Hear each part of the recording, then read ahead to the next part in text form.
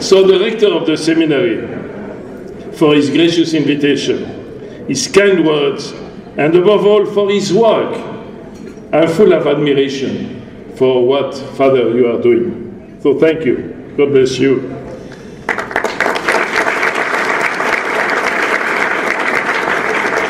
And along, of course, with all your collaborators in the formation of future priests and missionaries. I am indeed both humbled and honored to be with you. As the Apostolic Nuncio, the Holy Father's personal representative in the United States, I'll extend to all of you his warm and heartfelt greetings and wish to assure you of his spiritual closeness. Pope John Paul II said that missionary activity still represents the greatest challenge for the Church.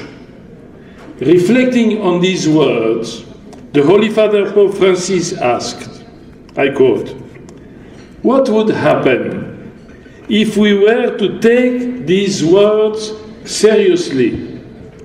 We would realize that missionary outreach is paradigmatic for all the Church's activity." Along these lines, the Latin American bishop stated that we cannot passively and calmly wait in our church buildings. We need to move from a pastoral ministry of mere conservation to a decidedly missionary pastoral ministry. And you have recognized these words from the Apostolic exhortation Evangelii Gaudium. What is the translation of this document? The joy of the gospel. Of course, Evangelii Gaudium. You know, this is the first document of the Pope, the most beautiful. The joy of the gospel, our mission. I know that those of you who are part of the way or are benefactors who support the mission have already adopted the missionary attitude, which we hope to inculcate in our future priests and really in the whole Church. The new Ratio Fundamentalis, the document which guides priestly formation, reminds us that we are first and always disciples called to deepen our communion with the Master. Those called to the priesthood move from a discipleship stage to a configuration stage. During their time in seminary, men are configured more deeply to Christ the priest and equipped to go forth on mission. The good missionary understands the territory and terrain of his mission. Boston. How do you say that? Boston. You have to learn, isn't it?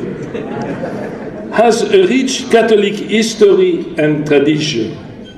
At the same time, it is missionary territory, ripe for the new evangelization for the many who have fallen away, for those at the margins of society, and for the many new immigrants who are arriving.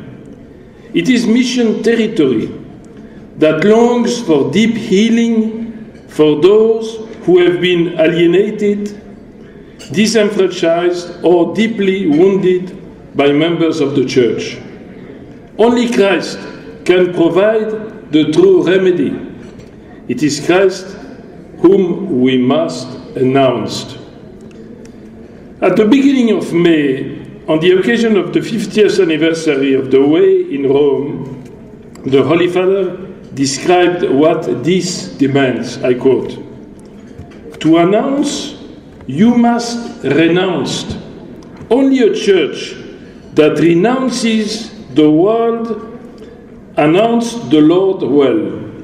Only a church free from power and money, free from triumphalism and clericalism, bear witness in a credible way that Christ frees mankind.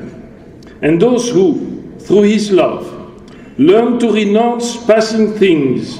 Embrace this great treasure, freedom. They are no longer bridled by their own attachments, which always demand something more, but never bring peace. And they feel their heart expand without concerns, open for God and our brothers and sisters. The Redemptoris Mater Seminary is a place where seminarians learn to renounce the things of this world and to discover and embrace the beauty of freedom, a freedom which they place as shepherds of the flock at the service of those at the physical and existential peripheries. Your gifts, your sacrifices, and prayers help make all this possible at the Redemptoris Mater Seminary in Boston and around the world. I thank you once more for your honoring me, for your generosity and your hospitality, and commend you to the Mother of the Redeemer. May she intercede for you before her divine Son, so that you may receive grace upon grace. Muchas gracias. Thank you. May God bless you.